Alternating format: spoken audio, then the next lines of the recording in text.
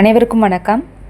சுவையும் நலமும் அறிவோம் வலையொலிக்கு உங்களை வரவேற்கிறேன். இன்றைக்கி நம்ம பார்க்க போகிறது ஒரு அருமையான மீன் குழம்பு. அதுக்கு ஒரு கைப்பிடி சின்ன வெங்காயத்தை மிக்ஸி ஜாரில் சேர்த்துருக்கோம். 2 தக்காளி பொடியாக நறுக்கினது, 1 ஸ்பூன் ஜீரகம், 1 ஸ்பூன் மிளகு,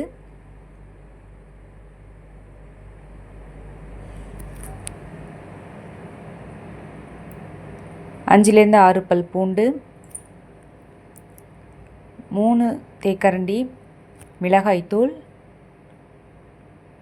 6லேருந்து 8 தேக்கரண்டி மல்லித்தூள்.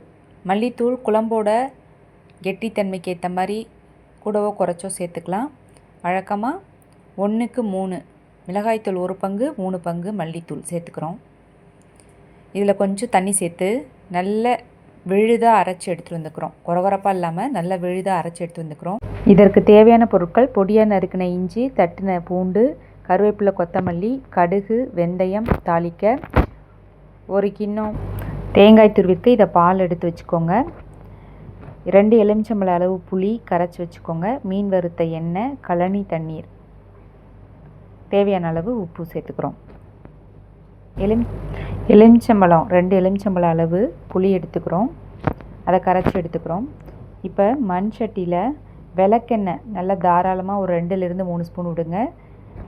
கண்டிப்பாக இது உடம்புக்கு நல்லது, ரொம்ப குளிர்ச்சி. புளி சூடு, அதற்காக இந்த குளிர்ச்சியான விளக்கெண்ணையும் நல்லெண்ணெயும் சேர்த்துக்கிறோம் சம அளவு.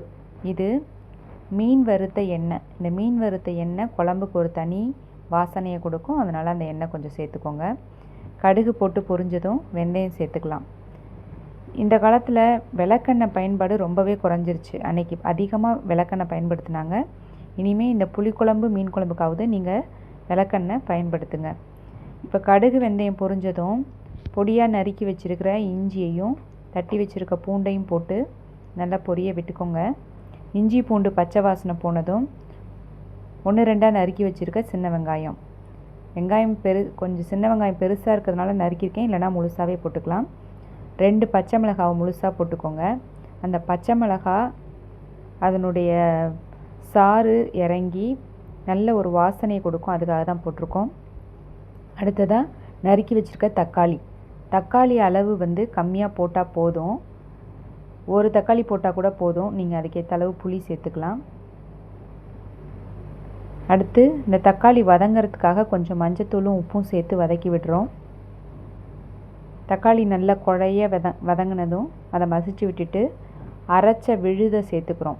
இதில் பச்சையாக தக்காளி வெங்காயம் அரைச்சிருக்கோம், அதனால் அது நல்லா இந்த எண்ணெயிலேயே வதங்கணும். பச்சை வாசனை போகிற அளவுக்கு வதங்கி எண்ணெய் நல்லா பிரிஞ்சு வரணும். இங்கே பாருங்கள், இந்த அளவுக்கு எண்ணெய் பிரிஞ்சு வரணும். எண்ணெய் பிரிஞ்சு வந்ததும் இதில் நம்ம கரைச்சி வடிகட்டி வச்சுருக்க புளி தண்ணியை சேர்த்துக்கிறோம். புளி தண்ணியை சேர்த்துட்டு நமக்கு எந்த அளவுக்கு குழம்பு வேணுமோ, எத்தனை பேர்த்துக்கு எந்த அளவு தண்ணி வேணுமோ சேர்த்து குழம்பு கூட்டிக்கிறோம். குழம்பு கூட்டினதுக்கப்புறமா கருவேப்பிலை 2 கொத்து உருவி போடுங்க. எப்போவுமே கருவேப்பிலை நம்ம வெங்காயம் தக்காளி வதங்கும் போது போடுவோம், அல்லது தாளிப்புக்கு போடுவோம். ஆனால் இந்த மீன் குழம்புக்கு மட்டும் இந்த மாதிரி தண்ணி சேர்த்ததுக்கப்புறம் போட்டு பாருங்கள், அது ஒரு நல்ல வாசனையை கொடுக்கும். உப்பு போடுற அளவு தெரியாதவங்க கையால் ஒரு கைப்பிடி பிடிச்ச எடுத்து உப்பு போட்டு பாருங்கள். பெரும்பாலும் அது சரியாக இருக்கும். பத்தலைனா கூட போட்டுக்கலாம். நான் இதில் மீன் கறி மசாலா சேர்த்துருக்கேன். அது ஆப்ஷனல் தான். உங்களுக்கு விருப்பம்னா சேருங்க, இருந்தால் சேருங்க, இல்லைனா இதை தவிர்த்துடலாம். குழம்பு இப்போ நல்லா கொதிச்சு எண்ணெய் பிரிஞ்சு வந்துருச்சு.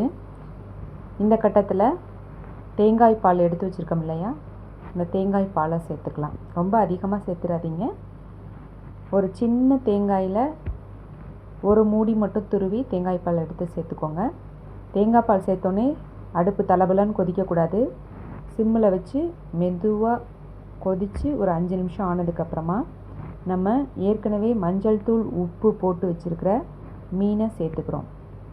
மீனில் இருக்க கவிச்சி வாடை போகிறதுக்கு நம்ம அதை கழுவி சுத்தம் பண்ணோன்னே மஞ்சள் தூளும் உப்பும் போட்டு வச்சுருவோம். இப்போ அந்த மீன் துண்டுகளை சேர்த்துட்டு குழம்ப மறுபடியும் ரொம்ப கொதிக்க விடக்கூடாது. இந்த மாதிரி மிதமான சூட்டுலேயே வேக வைங்க. இந்த மீன் வெந்துருச்சுன்னா உங்களுக்கு ஒரு அடையாளம். தலை இருந்துச்சுன்னா அதை எடுத்து பாருங்கள். அந்த கண் வெள்ளையாக இருந்துச்சுன்னா மீன் வெந்துருச்சுன்னு அர்த்தம். பெரும்பாலும் மீன் ஒரு 5-7 நிமிஷத்துலேயே வெந்துடும்.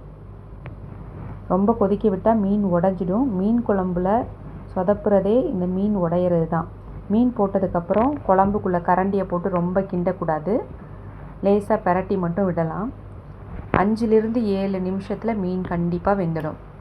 அதுக்கப்புறம் கொத்தமல்லி இலை தூவி இறக்கிடுங்க. இப்படி ஒரு முறை மீன் குழம்பு வச்சிங்கன்னா இனிமேல் இந்த மாதிரி தான் வைக்கணும்னு வீட்டில் சொல்லுவாங்க. அந்தளவு சுவையாக இருக்கும். இந்த மீன் குழம்பு உங்களுக்கு பிடிச்சிருந்துச்சுன்னா சுவையும் நலமும் அறிவும் வலையொலிக்கு சப்ஸ்கிரைப் பண்ணுங்கள். நன்றி.